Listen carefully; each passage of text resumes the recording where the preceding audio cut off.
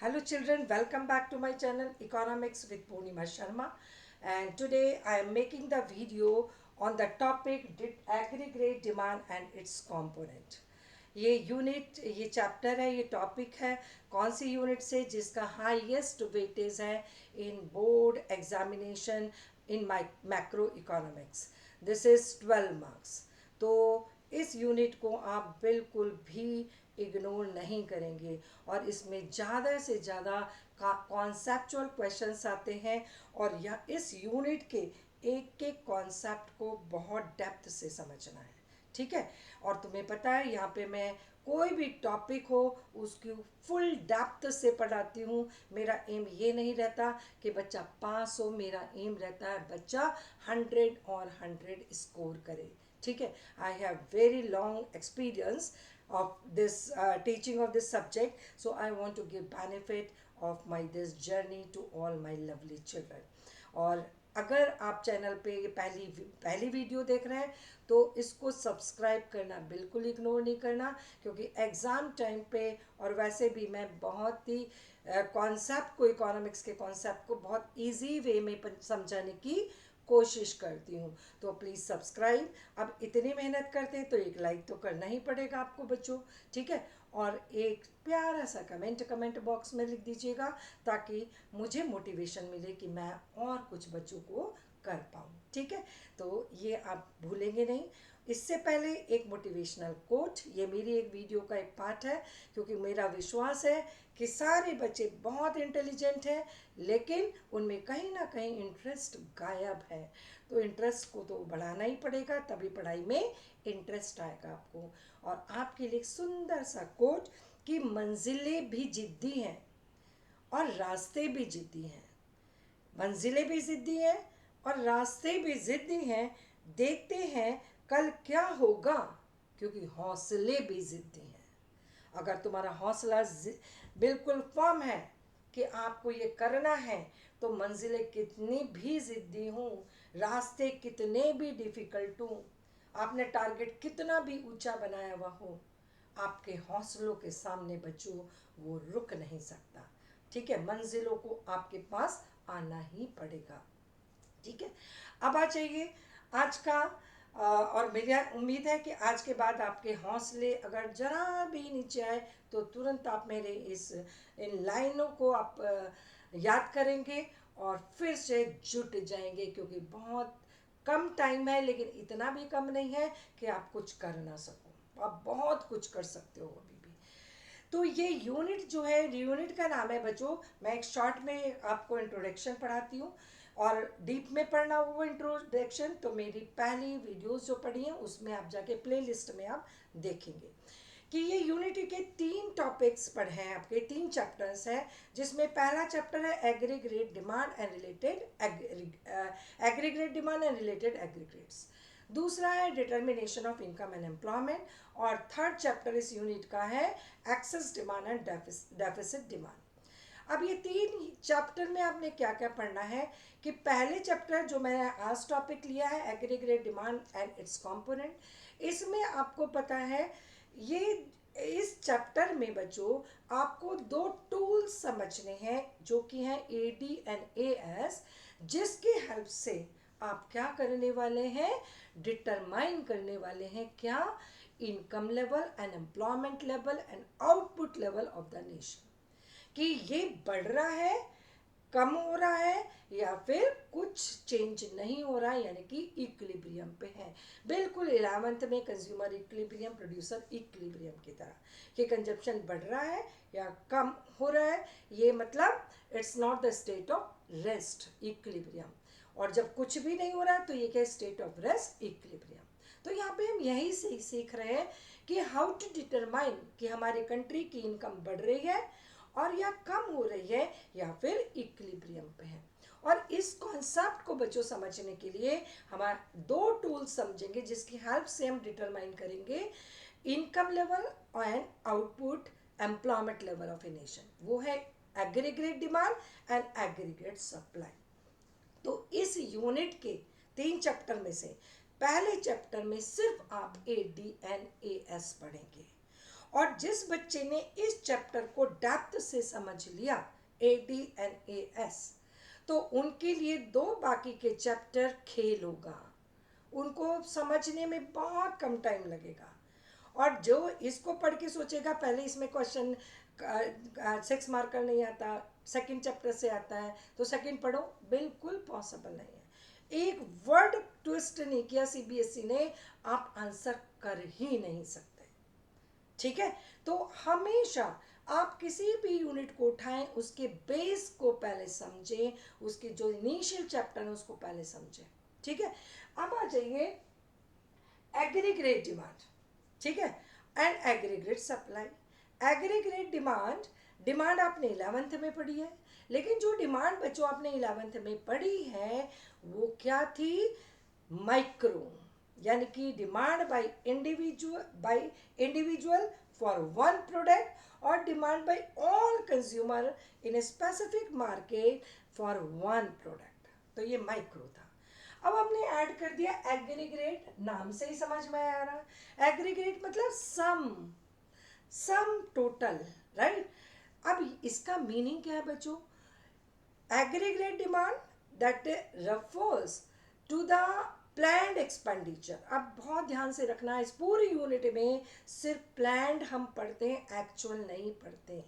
Plan मतलब जो हम ईयर के पहले प्लान करते हैं कि ये इनकम होगी तो ये कंज्यूम करेंगे, ये इन्वेस्ट करेंगे, this is about planned, anticipated. ठीक है, एस्टिमेटेड। तो ये हम एग्रीगेट डिमांड इस थ्योरी में, जो किसकी है? कीन्स की थ्योरी पढ़ रहे हैं आप। इसमें कीन्स ने जो एडी ली है वो प्लान्ड एडी ली है। ठीक है, तो वो क्या है? प्लान्ड एक्सपेंडिचर बाय हुम। अब एक्सपेंडिचर मेथड से मैंने आपको 4 कंपोनेंट पढ़ाए थे नेशनल इनकम के। अगर आप नहीं पता है तो वीडियो जाके देखो, उसमें मैंने पढ़ाया था final expenditure, private final expenditure, private final consumption expenditure plus government final consumption expenditure plus capital formation and plus net export. ये 4 कंपोनेंट पढ़ाए थे। अब इसी से आपको इसका कंपोनेंट्स भी निकल जाने हैं और इसी से इसका मीनिंग भी निकल जाना है। प्लान्ड एक्सपेंडिचर है पहले, ये इसका डेफिनेशन में आप द प्लान्ड एक्सपेंडिचर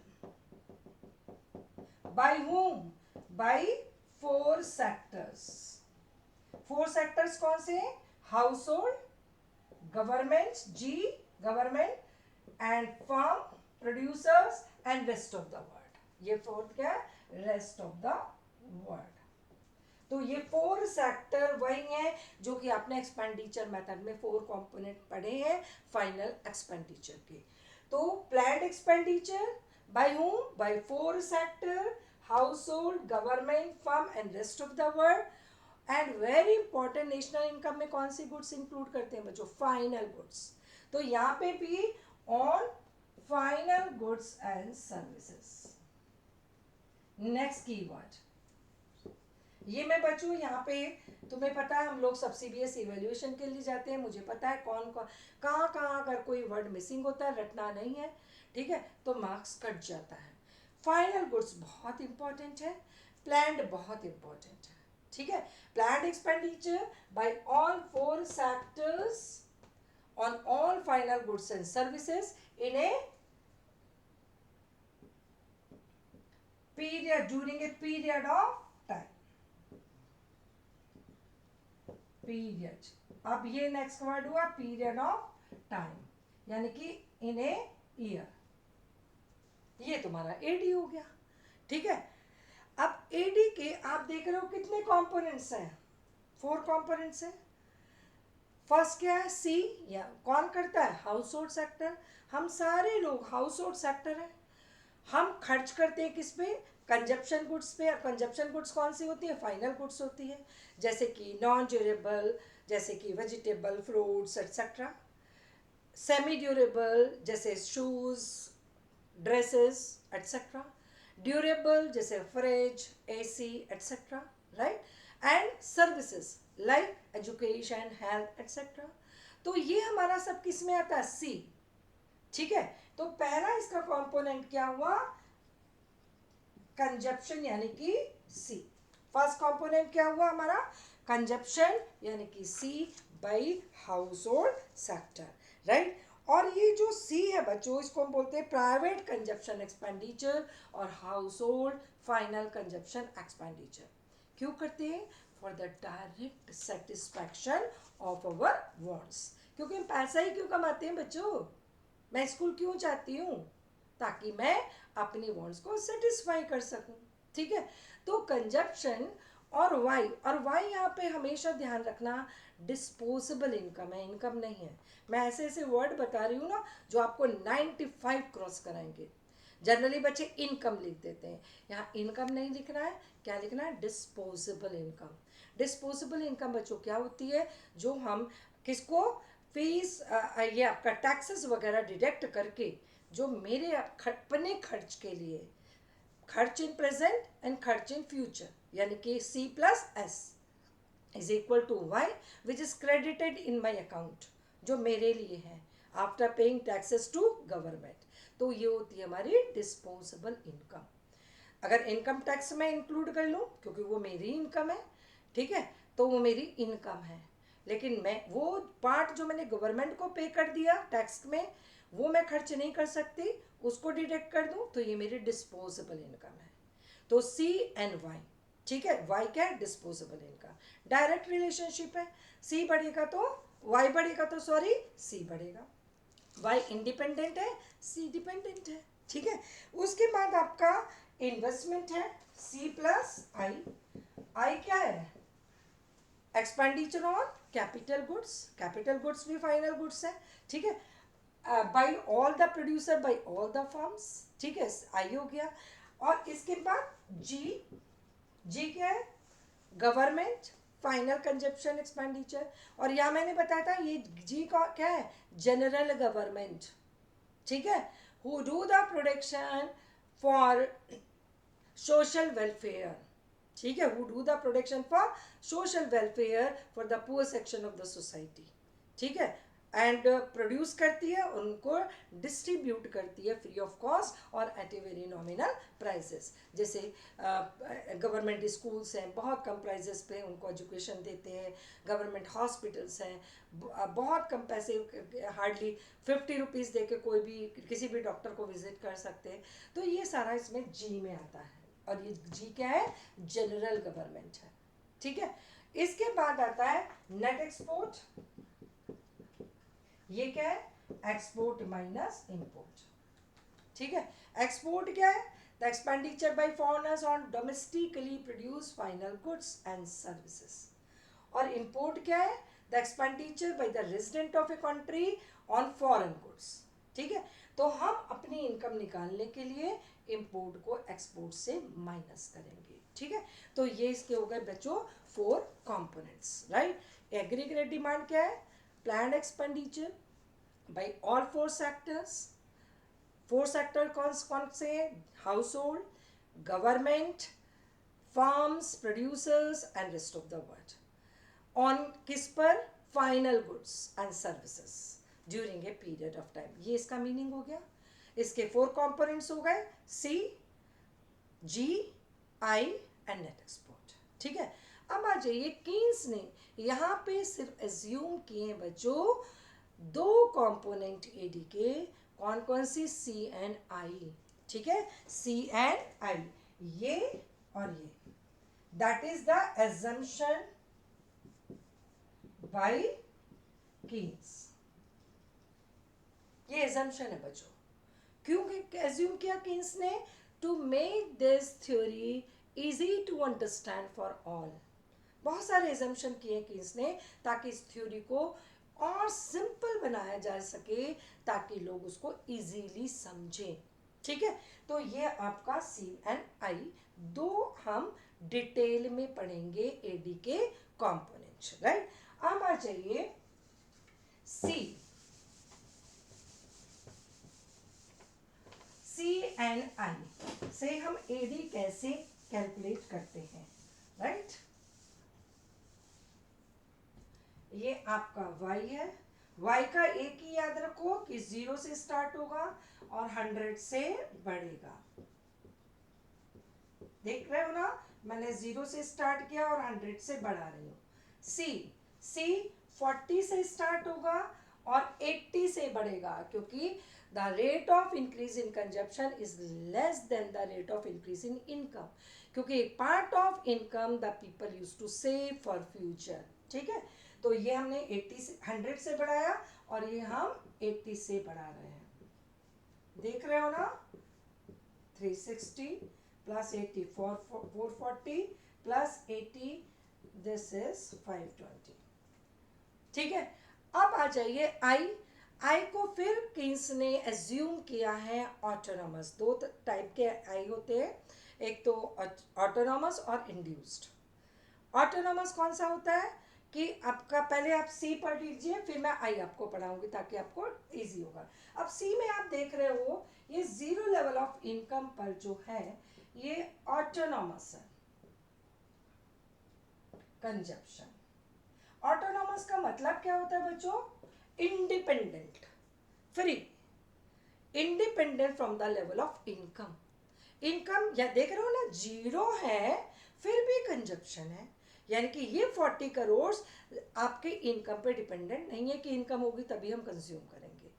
तो ऐसा कंजप्शन कौन सा होता है बच्चों? बहुत ईजी है, बेसिक नेसेसिटीज जो हमारी सर्वाइवल के लिए ज़रूरी है, वो जो हम एक्सपेंस करते हैं उसको बोलते हैं ऑटोनॉमस। और उसके बाद हम जो बढ़ा रहे हैं 80 80 80, जो कहाँ से बढ़ रहा है? आपका इनकम बढ़ने से बढ़ रहा है, उस कंजप्शन को बोलते हैं इंड्यूस्ड कंजप्शन। क्या बोलते हैं? इंड्यूस्ड, यानी कि इंड्यूस यानी कि इनकम जो बढ़ी उसने इंड्यूस किया हम लोगों को, मोटिवेट किया to consume more, to make our life more comfortable and luxurious. तो जो इनकम बढ़ने से हमारा कंजप्शन बढ़ रहा है उसको हम बोलते हैं इंड्यूस्ड कंजप्शन।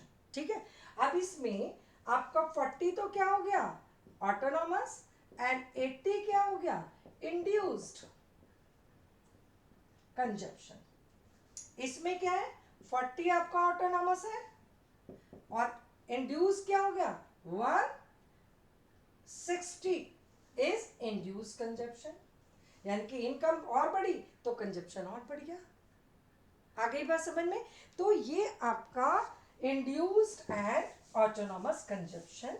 अब आ जाइए, अगर हम इसको डायग्राम में सी को दिखाएं बच्चों, ठीक है, तो हम इंडिपेंडेंट डायग्राम को पढ़ना जरूर सीखो। हम इंडिपेंडेंट वेरिएबल किस पे लेते हैं? एक्स एक्सिस पर। और यहाँ पे इंडिपेंडेंट पहले क्या बढ़ता है बताओ जल्दी? इनकम और कंजप्शन में पहले क्या बढ़ेगा? कंजप्शन या इनकम? पहले इनकम बढ़ेगी तभी तो हम कंजप्शन बढ़ाएंगे। इनकम नहीं बढ़ी तो हम कंजप्शन कैसे करेंगे? ऑटोनॉमस कंजप्शन के बाद जो इनकम बढ़ती है तभी हम अपने कंजप्शन को बढ़ाते हैं। तो ये इंडिपेंडेंट वेरिएबल है और कंजप्शन डिपेंडेंट वेरिएबल है। जो इंडिपेंडेंट जो पहले बढ़ता है उसको एक्स एक्सिस पर लेते हैं, जो उसके कारण चेंज होता है उसको वाई एक्सिस पर लेते हैं। ठीक है, अब आ जाइए, ये देख रहे हो ना 0 पर भी कंजप्शन है। काहे के लिए? सर्वाइवल के लिए। काहे से करते हैं? पास्ट सेविंग से करते हैं, बोरोइंग से कर सकते हैं, किसी से हेल्प लेके करें, लेकिन भूखे तो नहीं मरेंगे ना। कोई भी जो जमीन पे आया है वो भूखा नहीं भूखे नहीं सोते हैं। कैसे भी ले, बैगिंग करें, कुछ भी करें, यहाँ बैगिंग को नहीं लेंगे, पिक पॉकेटिंग वगैरह को नहीं लिखेंगे बिल्कुल। कौन से लेंगे? अपने इकोनॉमिक जो हमारे वेरिएबल है उन्हीं को लेंगे, बोरोइंग ले कर सकते हैं और पास सेविंग को। अब ये इसका मतलब ये कभी सी कभी 0 से शुरू नहीं होगा, सी हमेशा अबव ओरिजिन शुरू होगा। क्या दिखा रहा है? ये ऑटोनॉमस कंजप्शन दिखा रहा है, राइट? और ये मूविंग अप है, ठीक है, मूविंग अप है। क्यों? क्योंकि जैसे ये बच्चों 40 क्या है? ये तो ऑटोनॉमस हो गया और इसके बाद आप देख रहे हो इनकम बढ़ रही है तो कंजप्शन भी बढ़ रहा है। तो ये जो है 40 के बाद जो हमारा कंजप्शन बढ़ा वो कैसे बढ़ा? जब इनकम बढ़ रही है तभी बढ़ा। ठीक है, तो ये हमारा क्या हुआ, इंड्यूस्ड कंजप्शन। और इंड्यूस कंजप्शन कैसे कैलकुलेट करते हैं बच्चों, इंड्यूस ये क्या है, ऑटोनॉमस, तो इसको बोलते हैं सी बार, यानी कि C is equal to C bar, यानी कि autonomous consumption at zero level of income, plus B into Y. B क्या होता है बच्चों, स्लोप ऑफ कंजप्शन कर्व। और किसी भी कर्व का स्लोप हम कैसे एस्टिमेट करते हैं, change in Y variable upon change in X variable. Y का वेरिएबल क्या है हमारा, कंजप्शन, और एक्स पर वेरिएबल हमारा इनकम। तो इसका स्लोप कैसे निकालेंगे, change in C upon change in Y is the slope of consumption curve, and this is known as MPC, marginal propensity to consume, that I will teach you later। और मेरी पुरानी video में पढ़ा के मैंने videos डाली हुई है, जिसको देखना है वो वीडियोस जाके पुराने प्लेलिस्ट में सब कुछ पढ़ा है, ठीक है। ये MPC, क्योंकि इनिशियली मुझे इतना आइडिया नहीं था बोर्ड का, तो वो ज़्यादा अच्छी नहीं, इसलिए मैं करके दोबारा आपके लिए बनाने की कोशिश कर रही हूँ, कुछ इंपॉर्टेंट टॉपिक्स को कवर करते हुए। तो ये हो गया MPC। और ये क्या है बच्चों, वाई, ये है डिस्पोजेबल इनकम। तो अगर हम डिस्पोजेबल इनकम को स्लोप की वैल्यू से इनटू करते हैं तो हमारा क्या आता है, ये इंड्यूस कंजप्शन। तो ये क्या है, सी बार प्लस बी इंटू वाई, यानी कि ये क्या हो गया, इंड्यूस कंजप्शन। और इन दोनों को ऐड कर दिया तो क्या आ गया, टोटल कंजप्शन। आ गई बात समझ में। अब ये देखो यहाँ पे ये प्लस का साइन क्यों है बीच में, ये प्लस का साइन क्यों है, क्योंकि डायरेक्ट रिलेशनशिप है। स्लोप में एक तो डायरेक्शन होता है, एक आपका उसका मैग्नीट्यूड होता है, कितना चेंज हुआ, ठीक है। तो ये क्या बताता है, डायरेक्शन, दोनों बीच वेरिएबल के बीच में रिलेशनशिप, यानी कि y बढ़ी तो c बढ़ा, यानी कि पॉजिटिव। और आपका आगे b की वैल्यू जो होगी वो क्या बताएगी, मैग्नीट्यूड ऑफ चेंज। अगर b की वैल्यू 0.8 है बच्चों, यानी कि 100 इनकम बढ़ी तो कंजप्शन 80 बढ़ा, तो इसके का क्या आएगी वैल्यू, 0.8। तो what does it mean 0.8, 80% of additional income, change in y, additional income the people are planning to consume, ठीक है। b क्या है, the proportion of additional income, additional, ठीक है, ऑफ इनकम मत लिख देना, वो APC हो जाएगी। 80% of additional income the people are planning to consume, ठीक है। तो ये तुम्हारा क्या हो गया, C। और पहला अबव ओरिजिन शुरू हो रहा है बिकॉज ऑफ ऑटोनॉमस कंजप्शन। दूसरा आप देख रहे हो मूविंग अप है, straight line moving up, sorry moving up है, पॉजिटिवली स्लोप्ड है। क्यों, क्योंकि डायरेक्ट रिलेशनशिप है, किसमें, डिस्पोजेबल इनकम एंड कंजप्शन में। इनकम, डिस्पोजेबल इनकम बढ़ेगी तो कंजप्शन भी बढ़ेगा, डिस्पोजेबल इनकम कम होगी तो कंजप्शन भी कम होगा। इसके कारण ये क्या है, मूविंग अप, ठीक है। तीसरा रीजन क्या है कि आप, तीसरा इसका फीचर क्या है आपका, ये स्ट्रेट लाइन दिख रही है, ठीक है। ये कर्व मैंने ऐसे नहीं बनाया बच्चों, देख रहे हो ये कर्व कैसे बनाया, स्ट्रेट लाइन। क्यों है, क्योंकि ये भी एजम्पशन है कीन्स का, ठीक है। क्या एजम्पशन है कि जो स्लोप की वैल्यू का जो कीन्स ने एज्यूम की है वो कांस्टेंट की है, कि हमेशा value of slope is constant.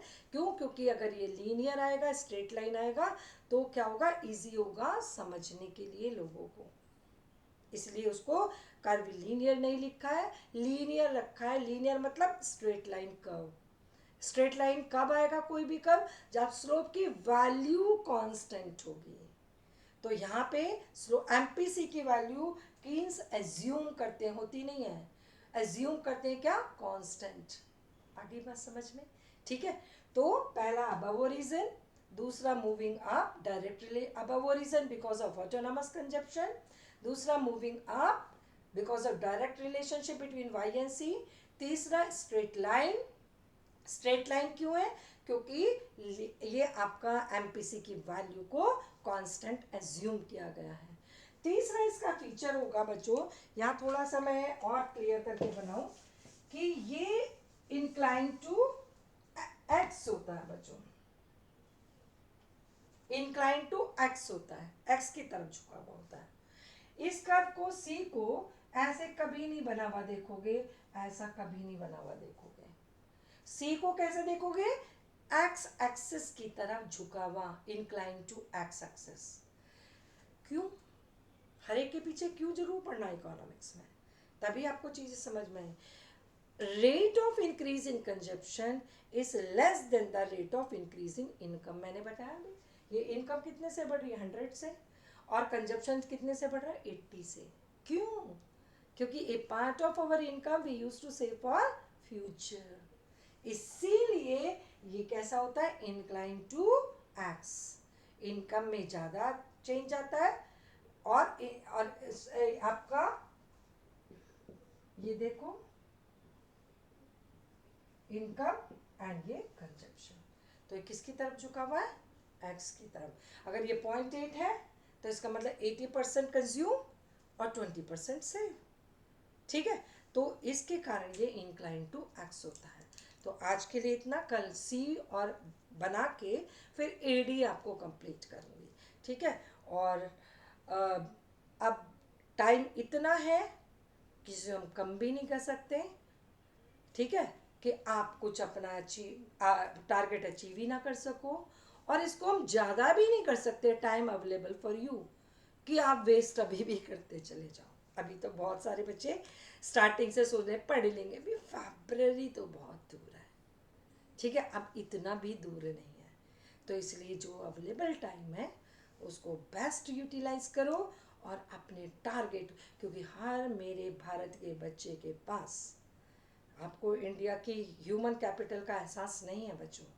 जो यहाँ से बच्चे स्कूल से पढ़ के निकलते हैं, अगर वो 50, 60, 70, 80% हैं तो वो कैपिटल में नहीं आते हैं, क्योंकि उनके पास वो स्किल्स नहीं होती हैं जो 12th में उनको दी गई हैं। उन्होंने सिर्फ रट रट के मार्क्स लाए हैं। लेकिन अगर आप 95, 90 लाते हैं, इसका मतलब तो मेरे पास कॉन्सेप्ट्स हैं। ठीक है, और कॉन्सेप्ट्स है तो नॉलेज है, नॉलेज है तो आप ह्यूमन कैपिटल है।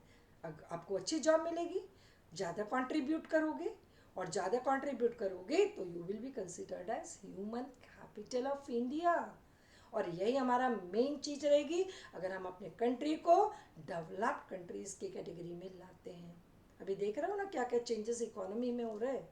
गूगल को टक्कर देने के लिए कोई अभी कंपनी आई है, व्हाट्सएप को हम टक्कर देने की बात कर रहे हैं। तो ये क्यों हो रहा है? क्योंकि वो सब पढ़े हैं कॉन्सेप्ट के साथ। तो मेरा भी एम यहाँ पे भागना बिल्कुल नहीं है। मैं अक्सर देखती हूँ कि बहुत सारे लोग बस कि भाई 15 मिनट में पूरा चैप्टर, कैसे भाई? ठीक है, कुछ समझेंगे बच्चे, यहाँ पे एक एक चीज क्लियर मिलेगी आपको कि ऐसा क्यों, ये ऐसा क्यों नहीं, ऐसा क्यों नहीं, ऐसा क्यों नहीं, हर चीज मैं आपको बताऊंगी। तो यहाँ पे तो आपको पेशेंस से और 95 to 100 पाने के लिए पढ़ना है। कोई पॉम्पन शो नहीं है। कभी कभी मैं कैसे भी आ जाती हूँ चैनल पे, क्योंकि मेरा एम सुंदर या अच्छा दिखना नहीं होता बच्चों। मेरा एम बहुत हाई टेक्नोलॉजी से नॉलेज देना नहीं है। मेरा एम सिर्फ है कि जितना मेरे पास है इस जर्नी का 30 इयर्स का, वो मैं अपने पास रख के ऊपर ना जाऊँ, मैं अपने कंट्री को रिटर्न करूँ आपके थ्रू। तो प्लीज़ यहाँ पे पेशेंस के साथ पढ़ो, आपको अभी भी 4 महीने में 90 क्रॉस होगा। ठीक है, तो wish you all the best for the preparation. और आज से बोर्ड एग्जामिनेशन टारगेट करके पढ़ो। हाँ, चाहना नहीं है बच्चों, एक लाइक कर दो। ठीक है, मैंने कम से कम 1 घंटा इस वीडियो पे लगाती हूँ। ठीक है, तो एक लाइक तो बनता ही है, इतनी मेहनत पे टीचर आपके लिए कर रही है। ठीक है, और एक सुंदर सा कमेंट लिख दो, ताकि पढ़ के मुझे लगे कल फिर एक वीडियो बच्चों को बनानी है। Thank you, God bless you, and be good citizen, and most important, good human being. Lots of blessings.